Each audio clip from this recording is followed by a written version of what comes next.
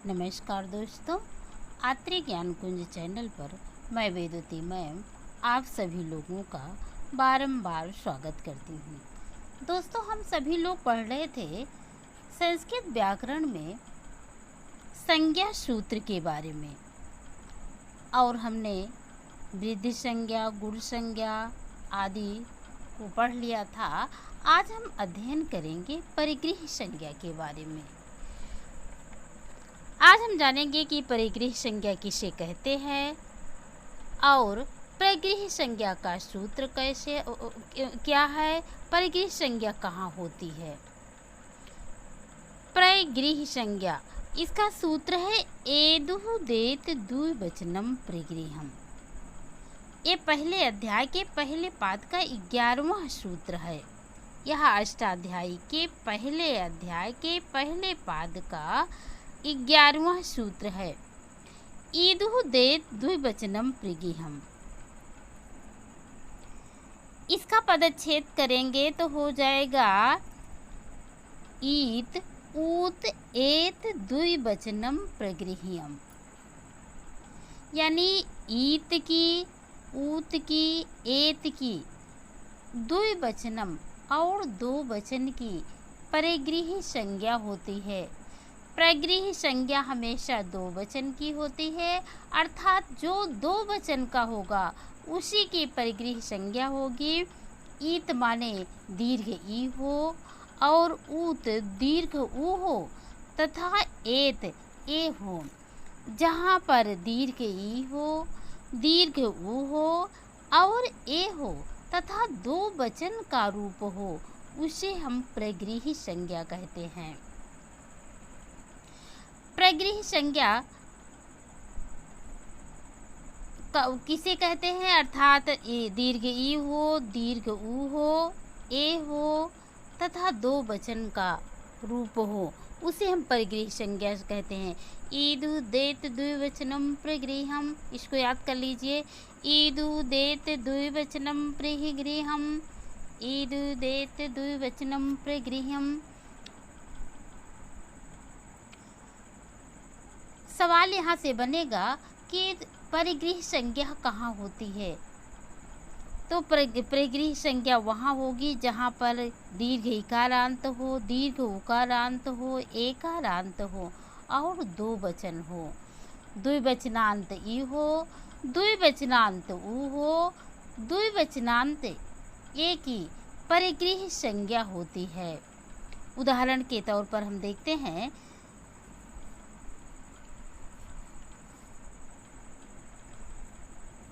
जैसे उदाहरण देखिए, जैसे रूप चलता है मनः, मनसी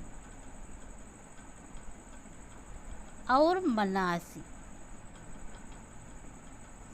तो यहाँ पर मनसी शब्द की परिग्रह संज्ञा होगी। यहाँ पर दीर्घ इकारांत है और यह दो वचन का रूप है। दीर्घ इकारांत है और दो वचन का रूप है, इसलिए यहाँ पर परिग्रह संज्ञा होगी। जैसे कहीं पर दीर्घ इकारांत भी रहता है, यदि वह दो वचन का रूप नहीं है तो वहाँ पर परिग्रह संज्ञा नहीं होगी। जैसे रूप चलता है नदी, नदौ, नद्दह। तो यहाँ नदी शब्द में दीर्घ इकारांत तो है, लेकिन यहाँ प्रथमा एक बहुवचन का रूप होने के कारण यहाँ नदी शब्द में परिग्रह संज्ञा नहीं होगी। परिग्रह संज्ञा वहाँ होगी जहाँ पर दीर्घ इकारांत हो, दीर्घ उकारांत हो और एकारांत हो तथा दो वचनांत का रूप हो, वहीं पर परिग्रह संज्ञा होगी। जैसे और उदाहरण देख लीजिए, जैसे मान लीजिए है पति का रूप है पति, पति और बहुवचन में हो जाएगा पतयः। तो यहाँ पर पति ये हर्ष इकारांत है और एक वचन का रूप है, तो यहाँ परिग्रह संज्ञा नहीं होगी। यहाँ पति शब्द है, पति शब्द दीर्घ इकारांत है और दो वचन का रूप है, दो इसकी परिग्रही संज्ञा होगी। कहने का मतलब है कि ऐसा भी नहीं है कि क्या कहते हैं दो वचन का रूप हो, वहाँ हर शब्द में परिग्रही संज्ञा होगी। जैसे सखा शब्द का हम रूप ले लेते हैं, सखा सखायो सखाया, तो यहाँ सखायो शब्द जो है, सखायो शब्द है जो है ये द्विवचन का तो रूप है, लेकिन यहाँ पर इकारांत नहीं है। कहने का मतलब है जहाँ पर दीर्घ इकारांत हो, दीर्घ उकारांत हो, एकारांत हो और दो वचन का रूप हो, वहाँ पर परिग्रही संज्ञा होगी। ये तो इकारांत का उदाहरण था। अब हम देखते हैं उकारांत का उदाहरण। उकारांत में जैसे शब्द आ गया धेनु, फिर यहाँ धेनु, धेनवा, यहाँ पर धेनु शब्द आया है। धेनु लेकिन क्या कहते हैं ये प्रथमा एक वचन का रूप है और यह हर्ष उकारांत है, यानी धेनु शब्द हर्ष है और यहाँ धेनु ये क्या कहते हैं उकारांत भी है और दो वचन का रूप है। इस कारण से यहाँ धेनु शब्द में ये धेनु शब्द परिग्रही संज्ञक है, अर्थात इसकी परिग्रही संज्ञा हो जाएगी। जैसे हो जाएगा भानु, भानु, ये भानु शब्द है। भानु शब्द ये क्या कहते हैं ये दीर्घ उकारांत है और यहाँ पर द्विवचन का रूप है। दो वचन का रूप होने के कारण यहाँ पर इसकी परिग्रही संज्ञा होगी। कहने का मतलब है कि जहाँ पर दीर्घ इकारांत हो, दीर्घ उकारांत हो और वह दो वचन का रूप हो, वहीं पर परिग्रही संज्ञा होगी। आगे रूप देख लीजिए इकारांत। जैसे रमा शब्द में रमा हो गया, फिर यहाँ पर रमे हो गया, फिर हो गया रमा। तो यहाँ पर क्या कहते हैं रमे जो है वो दो वचन का रूप है, दो वचन का रूप है और एकारांत भी है। इस कारण यहाँ पर इसकी परिग्रही संज्ञा होगी। जैसे और भी उदाहरण देख लीजिए। जैसे है जगत, जगती, जगंती। अगर जगत का रूप ले लेंगे जगत, फिर जगती, तो यहाँ पर जो जगती शब्द है ये दीर्घ इकारांत है और क्या कहते हैं दो वचन का रूप है। तो यहाँ पर जगती शब्द में परिग्रही संज्ञा होगी। इसी तरह से है जैसे धनु, और भी देख लेते हैं उदाहरण। जैसे है धनु, धनुषी और बहुवचन में हो जाएगा धनुषी। तो यहाँ पर धनु ये हलस्य उकारांत है और एक वचन का रूप है, इसलिए इस कारण इसमें परिग्रही संज्ञा नहीं होगी। और धनुषी, धनुषी शब्द यहाँ पर ये दीर्घ इकारांत है और दो वचन का रूप है। इस कारण से धनुषी शब्द की परिग्रही संज्ञा हुई। इसी तरह से और भी उदाहरण है इकारांत के। जैसे गृहम, गृहे, गृहाणि। तो गृहम, गृहे, गृहे में क्या कहते हैं गृह शब्द है। एक गृह शब्द दो वचन का रूप है और एकारांत है। एकारांत और दो वचन का रूप होने के कारण गृह की परिग्रही संज्ञा हुई। जैसे अगला हो गया एते, एते शब्द आ गया तो इसका रूप चलेगा एतत, एते, एतानि। तो यहाँ पर एते ये एकारांत भी है और क्या कहते हैं दो वचन का रूप है। दो वचन का रूप होने के कारण इसके परिग्रही संज्ञा हुई। शायद आप लोगों के समझ में भी आ गया होगा। इसका सूत्र याद कर लेते हैं। ईदुदेत द्विवचनम प्रगृहम, ईदुदेत द्विवचनम प्रगृहम, ईदुदेत द्विवचनम प्रगृहम। सूत्र यदि याद रहेगा तभी वो समझ में आएगा। ईदु, ई माने दीर्घ ई, ऊ माने दीर्घ ऊ, एद देत माने दे, यहाँ पर एकारांत द्विवचनम और दो वचन की परिग्रही संज्ञा होती है। आगे और भी देख लीजिए। सूत्रार्थ, सूत्र का अर्थ क्या है? द्विवचनांत ई उ ए की परिग्रही संज्ञा होती है। द्विवचनांत ई उ ए की परिग्रही संज्ञा होती है, यानी दो वचन का रूप हो और दीर्घ इकारांत हो, दीर्घ उकारांत हो, एकारांत हो। हर्ष नहीं दिया गया है, हर्ष इकारांत उकारांत नहीं दिया गया है।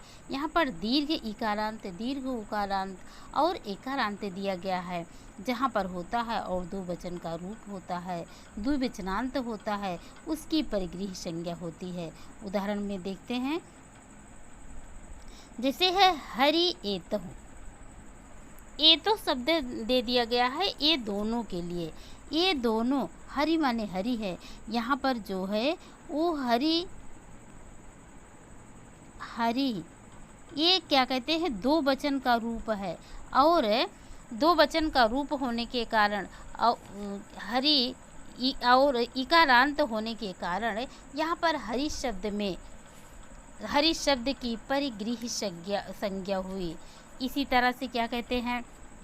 विष्णु इमो, ये दोनों विष्णु हैं, ये दोनों विष्णु हैं।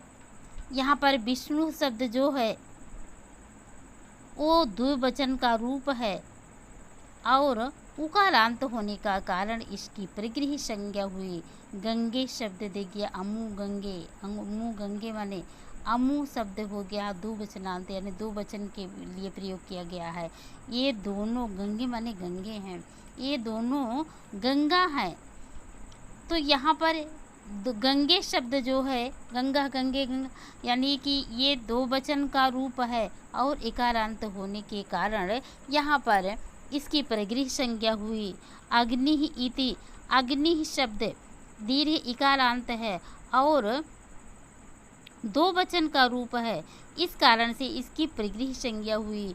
वायु उकारांत है और दो वचन का रूप है। माले इकारांत है और दो वचन का रूप है। पचेते, पचेते शब्द ये क्या कहते हैं? एकारांत है और दो वचन का रूप है। रूप चलेगा पचते पचेते, ये दो वचन का रूप है, इस कारण से इसकी परिग्रही संज्ञा हुई। जैसे अगला दूसरा देख लीजिए, भासते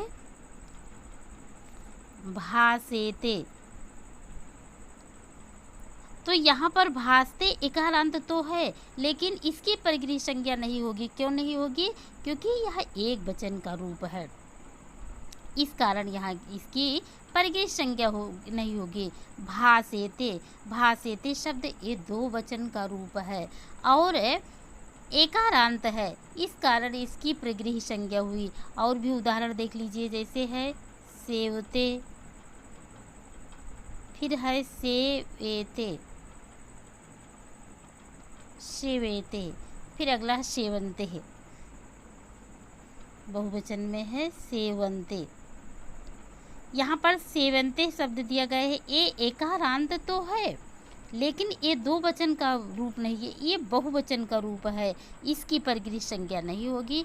और यहाँ भी एकारांत तो है लेकिन ये क्या कहते हैं? एक वचन का रूप है, एक वचन का रूप होने के कारण इसकी परिग्रही संज्ञा हुई। सेवेते, सेवेते एकारांत भी है और दो वचन का रूप है, इस कारण इसकी परिग्रही संज्ञा हुई। और एक बात और है, हरि एतः, हरि एतः, ये दोनों हरि हैं। यहाँ हरि इकारांत है और द्विवचनांत है, इसलिए हरि की परिग्रही संज्ञा हुई। और ये भी है, जिनकी परिग्रही संज्ञा होती है उनमें संधि कार्य नहीं होता है, उसकी संधि नहीं होती है। यहाँ हरि में ई के बाद ए आया है, ई को अड़ची संधि में ऐसा है कि ई के बाद यानी यण संधि के अनुसार यहाँ असमान स्वर आने पर यहाँ यण संधि हो जानी चाहिए थी, लेकिन यहाँ संधि नहीं होगी। क्यों नहीं होगी? क्योंकि जिनकी परग्रह संज्ञा होती है उनकी संधि नहीं होती है, उसमें संधि नहीं होती है। यहाँ हरि में ये क्या कहते हैं, दीर्घ इकारांत है, इस और दो वचन का रूप है, इस कारण इसकी परिग्रह संज्ञा हुई। जिसकी परिग्रह संज्ञा होती है उसमें संधि कार्य नहीं होता है, उसकी संधि नहीं होती है। एक बार फिर से देख लीजिए, परिग्रह संज्ञा ईदु देत द्विवचनम परिग्रहम, जहाँ पर दीर्घ इकारांत हो, दीर्घ उकारांत हो, एकारांत हो और दो वचन का रूप हो, उसकी परिग्रह संज्ञा होती है। प्रश्न बन सकता है कि परिग्रह संज्ञा करने वाला सूत्र कौन सा है? एदु देत द्विवचनम परिग्रहम, ये परिग्रह संज्ञा करने वाला सूत्र है। प्रश्न आ सकता है कि परिग्रह संज्ञा 4 शब्द दे देंगे, उसमें पूछेंगे इसमें से कौन परिग्रह, किसमें परिग्रह संज्ञा है? तो जो दो वचन का रूप होगा और इकारांत होगा, उकारांत होगा, एकारांत होगा और दो वचन का रूप होगा, उसमें ही परिग्रह संज्ञा होगी। तो दोस्तों, आप सभी लोगों को कैसे लगा कमेंट करके ज़रूर बताइएगा। यदि अच्छा लगा हो तो लाइक, शेयर और सब्सक्राइब करना ना भूलिएगा। फिर हम मिलेंगे किसी दूसरे संज्ञा सूत्र के साथ में। तब तक के लिए आप सभी लोगों को नमस्कार।